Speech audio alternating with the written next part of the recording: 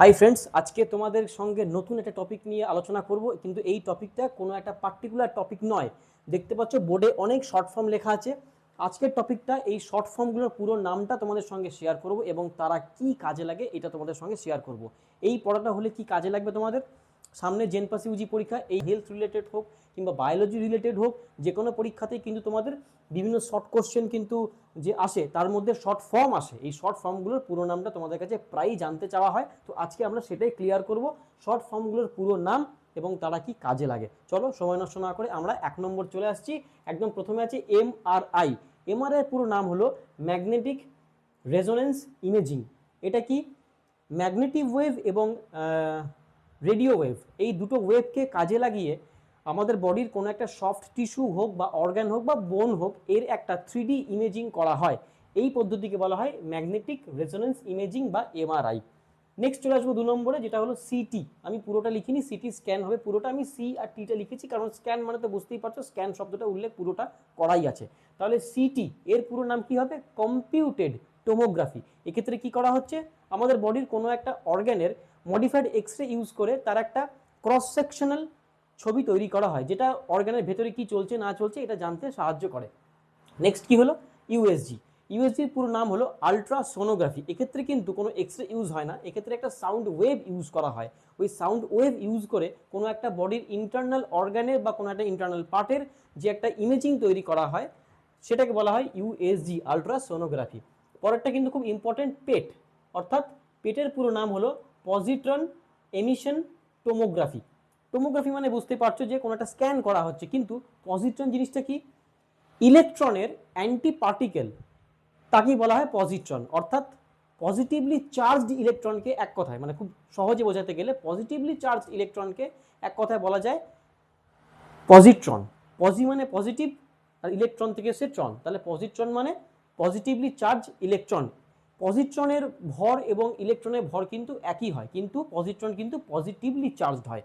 তাহলে এই positively charged ইলেকট্রনকে বা পজিট্রনকে ইউজ করে আমরা কোনো একটা অর্গানের গতিবিধি যখন বুঝতে কোনো একটা ইমেজিং বানাই, তখন তাকে বলা হয় পেট বা পজিট্রন এমিশন টোমোগ্রাফি। কি কাজে লাগে পজিট্রন এমিশন টোমোগ্রাফি? যাদের শরীরে ক্যান্সার হয়েছে সেই ক্যান্সারটা এক অর্গান থেকে অন্য অর্গানে ছড়িয়ে গেছে কিনা, অর্থাৎ বডির অনেকগুলো অর্গানের একটা ইমেজিং করা হয়। সেই ইমেজিং মানে ক্যান্সার সেলকে ডিটেক্ট করার জন্য সেই ঘটনাটাকে বা সেই ইমেজিংটাকে বলা হয় পেট স্ক্যানিং। অর্থাৎ পেট স্ক্যানিংয়ের মাধ্যমে আমাদের বডিতে কোথায় কোথায় ক্যান্সার সেলের উপস্থিতি আছে বা কোথায় কোথায় আমাদের যে সেলুলার অ্যাক্টিভিটিগুলো গোলমাল হচ্ছে সেটা আমরা সহজেই কিন্তু ডিটেক্ট করতে পারি। একেই বলা হয় পেট স্ক্যানিং বা পেট। নেক্সট হলো ইসিজি, খুব কমন নাম, তোমরা সবাই জানো কিন্তু প্রায় এর পুরো নামটা ভুল করে থাকো। ইসিজির পুরো নাম হলো ইলেকট্রোকার্ডিওগ্রাম। ই মানে ইলেকট্রো, কার্ডিও, সি মানে কার্ডিও, আর জি মানে হলো গ্রাম, গ্রাফ নয় কিন্তু। তাহলে ইলেকট্রোকার্ডিওগ্রাম কি করছে? আমাদের হার্টের যে ইলেকট্রিক্যাল ইম্পালসেসগুলো আছে, আমাদের হার্টের যে ইলেকট্রিক্যাল ওয়েভগুলো আছে সেগুলোকে কিন্তু ডিটেক্ট করে একটা গ্রাফিক্যাল রিপ্রেজেন্টেশন করছে, তাকে বলা হচ্ছে ইসিজি। নেক্সট এর মতো শুনতে লাগবে ইইজি। এর পুরো নাম কি? ইলেকট্রো এনসেফালোগ্রাম। ইলেকট্রো মানে বুঝতে পারছো ইলেকট্রিক রিলেটেড ব্যাপার, এনসেফালো শব্দের মানে হলো ব্রেন। তাহলে যে পদ্ধতিতে আমরা ব্রেনের বিভিন্ন ইলেকট্রিক ওয়েভের একটা প্যাটার্ন বানাবো বা একটা গ্রাফ বানাবো তাকে বলা হয় ইলেকট্রো এনসেফালোগ্রাম। তাহলে ইসিজি হলো হার্ট রিলেটেড আর ইইজি হলো ব্রেন রিলেটেড। এইগুলো গেল কিছু মেশিনের নাম বা কিছু মেশিন ইউজ করে কিছু টেস্টিং করার নাম। এমআরআই, সিটি, ইউএসজি, পেট, ইসিজি, ইইজি। এরপরে যেগুলো গ্রিন লেখা আছে এগুলোতে চলে আসবো। এখানে কিছু ইম্পর্টেন্ট টার্ম আছে, যেমন প্রথম হলো বিপি। বিপি মানে তোমরা সবাই জানো ব্লাড প্রেশার। নেক্সট হলো ওপিডি। তোমরা যখন হাসপাতালে বা কোনো স্বাস্থ্যকেন্দ্রে তোমরা যেখানে পেশেন্ট ভর্তি রাখার ফেসিলিটি আছে সেখানে যখন তোমরা ডাক্তারবাবুকে দেখাতে যাও, দেখবে দুটো ভাগ আছে। একটা ভাগ থাকে যারা হাসপাতালের ভেতরে অ্যাডমিটেড থাকে, আর একটা ভাগ থাকে যারা হাসপাতালের বাইরে কোনো একটা চেম্বারে ডাক্তারবাবু বসে আছেন, তোমাকে দেখলেন, ওষুধ লিখে দিলেন, তুমি বাড়ি চলে গেলে। এই যে হাসপাতালে তোমাকে অ্যাডমিটেড হতে হলো না, তুমি হাসপাতালে গিয়ে বাইরে থেকে পরিষেবা পেলে, এটা কি বলা হয়? ওপিডি পরিষেবা, বা এর পুরো নাম হলো আউট পেশেন্ট ডিপার্টমেন্ট। ঠিক? তাহলে আইপিডি কি হবে? In patient department. অর্থাৎ পেশেন্ট যখন হাসপাতালে অ্যাডমিটেড হবে, ভর্তি হবে, তাকে বলবো আমি আইপিডি। আর যখন পেশেন্ট বা রুগী হাসপাতালে যাবে, ডাক্তার দেখাবে, বাড়ি চলে আসবে, ভর্তি হবে না, সেই পরিষেবাটাকে আমরা বলবো ওপিডি। Next ICU. আইসিইউ শব্দ তোমরা সবাই শুনেছো। আইসিইউর পুরো নাম হলো ইন্টেন্সিভ কেয়ার ইউনিট। এবারে এইদিকে আসছি সিসিইউ। সিসিইউ নাম তোমরা পুরো শুনেছো। আইসিইউ আর সিসিইউ প্রায় শুনতে একই লাগে, কিন্তু এটা হলো ইন্টেন্সিভ কেয়ার ইউনিট আর এটা হলো ক্রিটিক্যাল কেয়ার ইউনিট, এইটুকুনি পার্থক্য। Next Nico. নিকু মানে কি হলো? Neonatal intensive care unit. Neonatal মানে কি? সদ্যজাত, একদম যে বাচ্চারা জন্মগ্রহণ করছে তার যদি খুব শরীর খারাপ থাকে তখন তাদেরকে যে জায়গায় ভর্তি করে বা অ্যাডমিট করে রাখা হয় সেই জায়গাটাকে বলা হয় নিকু, NICU। আর নেক্সট হলো পিকু। পিকু মানে কি? পিডিয়াট্রিক, মানে একদম সদ্যজাত নয় কিন্তু বাচ্চা, ইনফ্যান্ট, চিলড্রেন, তাদেরকে যে স্পেশাল ওয়ার্ডে ভর্তি করা হয় যাদের অবস্থা সিরিয়াস থাকে সেই ওয়ার্ডটাকে বা সেই আমরা ব্যবস্থাপনাটাকে বলবো paediatric intensive care unit. Next ENT, এটা খুব কমন, তাও অনেকে আমরা ভুল করি। ইএনটির পুরো নাম হলো ইয়ার, নোজ, থ্রোট। ঠিক, এরপরে আমরা চলে আসবো একটু অন্যদিকে, যেমন ডিএনএ। ডিএনএ পুরো নাম কি? ডিঅক্সিরাইবোনিউক্লিক অ্যাসিড হলো। এটা আমাদের শরীরের মধ্যে থাকে, কোষের মধ্যে থাকে, যেটা আমাদের কি বলবো বংশগতি ধারক ও বাহক হিসাবে কাজ করে থাকে। নেক্সট হলো কি? RNA, ribonucleic acid. ঠিক, তাহলে ডিএনএ থেকে আরএনএ তৈরি হয়, ডিএনএ থেকে আরএনএ তৈরি হয়, পার্থক্য একটা, এটা হলো ডিঅক্সিরাইবোনিউক্লিক অ্যাসিড, এটা হলো রাইবোনিউক্লিক অ্যাসিড। ঠিক, এই আরএনএ থেকেই কিন্তু প্রোটিন তৈরি হয়। মানে ব্যাপারটা তোমরা যারা বায়োলজি ভালো করে পড়েছো খুব নিশ্চয়ই জানো, প্রথমে ডিএনএ থাকে, ডিএনএ থেকে আরএনএ তৈরি হয়, আরএনএ থেকে প্রোটিন তৈরি হয়। এটাই হলো মেন ফান্ডা। আমি যেহেতু পুরো নাম পড়াচ্ছি তাই আমি ওখানে ঢুকবো না। তাহলে ডিএনএ পুরো নাম হলো ডিঅক্সিরাইবোনিউক্লিক অ্যাসিড আর আরএনএ পুরো নাম হলো ribonucleic acid. Next WBC. WBC কে বলা হয় হোয়াইট ব্লাড সেল বা হোয়াইট ব্লাড কর্পাসেল, আর আরবিসি কে বলা হয় রেড ব্লাড সেল বা রেড ব্লাড কর্পাসেল, মানে এটা শ্বেত রক্তকণিকা, এটা লোহিত রক্তকণিকা। নেক্সট একটা ব্লাড টেস্ট দেওয়া হয় টিসি। টিসি মানে হলো টোটাল কাউন্ট, মানে তোমার শরীরে যে রক্ত কণাগুলো আছে সেগুলো টোটাল কত আছে, মানে টোটাল কত ডাব্লিউবিসি আছে। ঠিক, নেক্সট হলো ডিসি, মানে ডিফারেন্সিয়াল কাউন্ট, মানে ডাব্লিউবিসির তো অনেক ধরনের ভাগ থাকে, নিউট্রোফিল থাকে, ইওসিনোফিল থাকে, বেসোফিল থাকে, এইগুলো কি কি পরিমাণে আছে। তাহলে যখন ভেঙে ভেঙে ভেঙে ভেঙে আমরা জানছি যে আমার ডাব্লিউবিসির মধ্যে লিম্ফোসাইট কত, ইওসিনোফিল কত, হ্যাঁ তোমার তারপরে নিউট্রোফিল কত, সেটাকে বলছি আমরা ডিফারেন্সিয়াল কাউন্ট। আর অ্যাজ এ হোল যখন আমরা ডাব্লিউবিসি কত আছে সেটা জানছি তাকে বলবো আমরা টোটাল কাউন্ট। এই হলো টিসি আর ডিসির পার্থক্য। ইএসআর, এরিথ্রোসাইট সেডিমেন্টেশন রেট, বডিতে কোনো ইনফ্লামেশন আছে কিনা, প্রাইমারি ইনফ্লামেশন সেটা জানার জন্য ইএসআরের ব্যবস্থা, মানে ইএসআর রক্ত পরীক্ষা করা হয়, পুরো নাম হলো erythrocyte sedimentation rate. Next Hb, H বড় হাতের, বি ছোট হাতের, এটাকে বলছি হিমোগ্লোবিনের short form Hb. Hb percentage মানে হলো কত পার্সেন্ট হিমোগ্লোবিন আছে। পিপি, যাদের ব্লাড সুগার টেস্ট হয় তাদের ক্ষেত্রে এই শব্দটা ইউজ করা হয়, পিপি মানে খাবার পরে ব্লাড সুগার কত আছে। পিপির পুরো নাম কি? Post prandial. ঠিক, নেক্সট হলো জিএফআর, গ্লোমেরিউলার ফিল্ট্রেশন রেট, অর্থাৎ আমাদের গ্লোমেরিউলাস কোথায় থাকে? কিডনির মধ্যে থাকে। কিডনির মধ্যে থাকা গ্লোমেরিউলাস তার ফিল্ট্রেশন রেটটা কেমন, যে পদ্ধতি দ্বারা মাপা হয় সেটাকে বলে জিএফআর, পুরো নাম হলো গ্লোমেরিউলার ফিল্ট্রেশন রেট। এফবিজি, এর পুরো নাম হলো ফাস্টিং ব্লাড গ্লুকোজ, অর্থাৎ কারো ডায়াবেটিস হয়েছে কিনা সেটা জানার জন্য দুটো পদ্ধতি ব্যবহার করা হয় রক্ত পরীক্ষার ক্ষেত্রে। এক হলো খালি পেটে তার ব্লাড সুগার লেভেল কত, আর একটা হলো খাবার 2 ঘন্টা পর তার ব্লাড সুগার লেভেল কত। যেটা খালি পেটে টেস্ট করা হয় তাকে বলছে ফাস্টিং, ফাস্টিং মানে উপোস, তাহলে ফাস্টিং ব্লাড গ্লুকোজ মানে খালি পেটে তার ব্লাড গ্লুকোজের লেভেল কতটা, আর খাবার 2 ঘন্টা পর তার ব্লাড সুগার কতটা সেটা মাপার জন্য হলো পিপি, পোস্ট প্র্যান্ডিয়াল। আচ্ছা, নেক্সট আমরা চলে আসবো বিএমআই। বিএমআই মানে হলো বডি মাস ইন্ডেক্স, এটা স্থূলত্ব মাপার একটা একক আর কি, বডি মাস ইন্ডেক্স।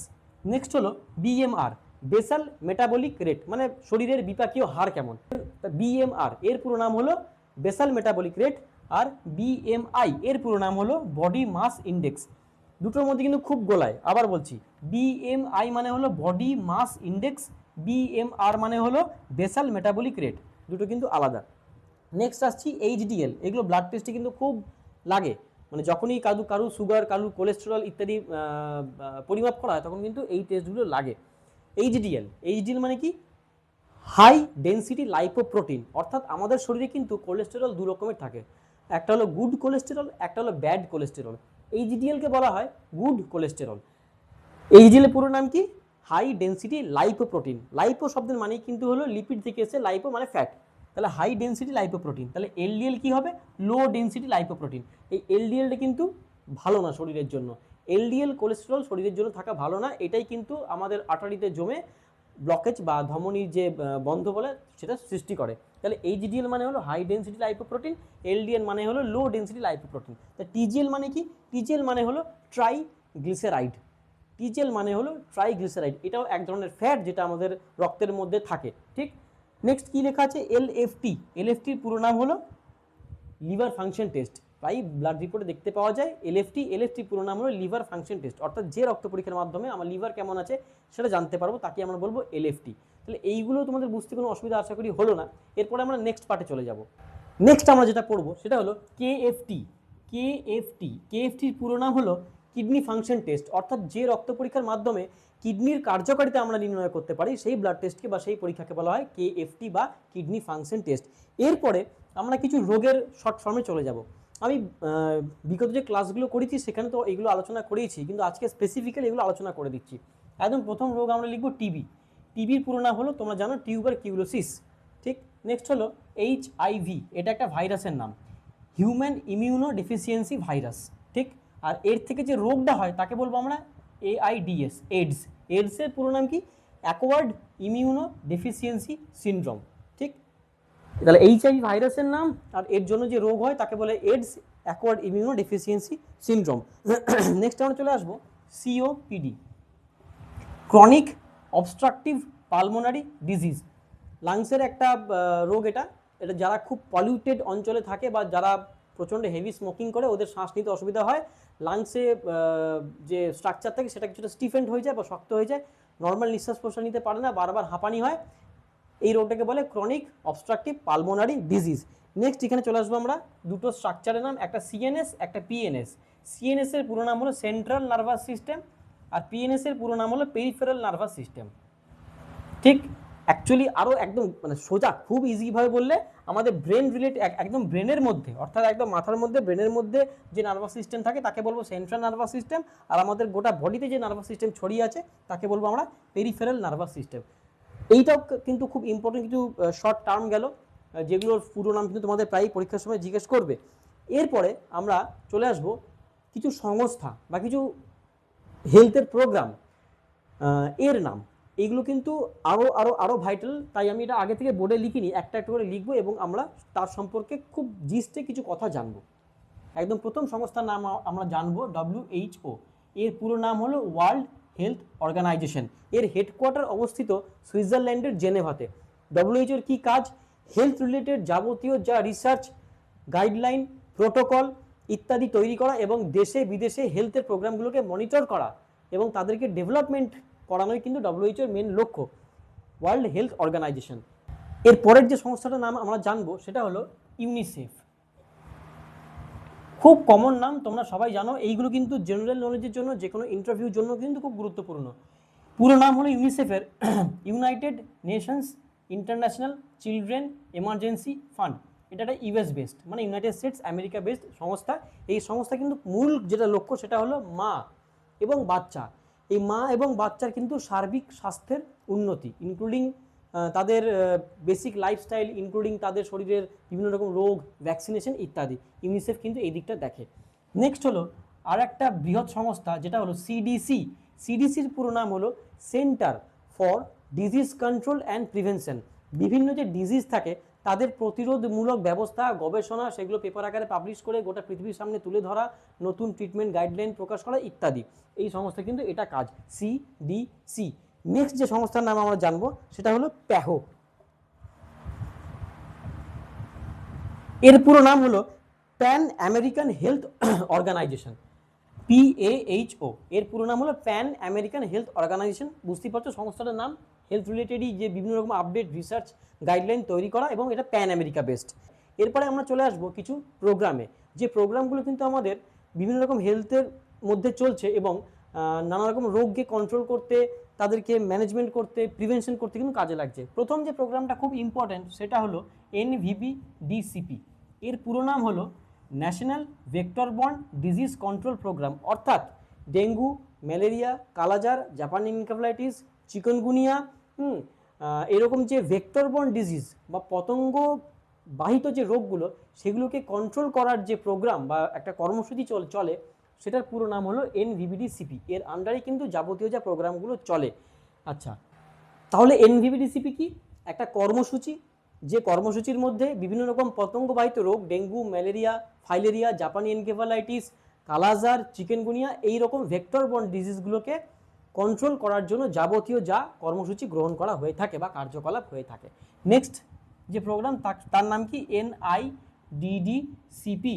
এর পুরো নাম হলো national iodine deficiency disorder control programme. মানে যে কর্মসূচির মাধ্যমে আয়োডিন ডেফিসিয়েন্সি বা আয়োডিনের অভাবে যে রোগগুলো হচ্ছে তার পর্যবেক্ষণ করা এবং তাকে সুস্থ করার জন্য বা তাকে প্রতিহত করার জন্য যে যাবতীয় কার্যকলাপ যে কর্মসূচির মধ্যে করা হয় সেই কর্মসূচিটি পুরো নাম হলো এনআইডিডিসিপি।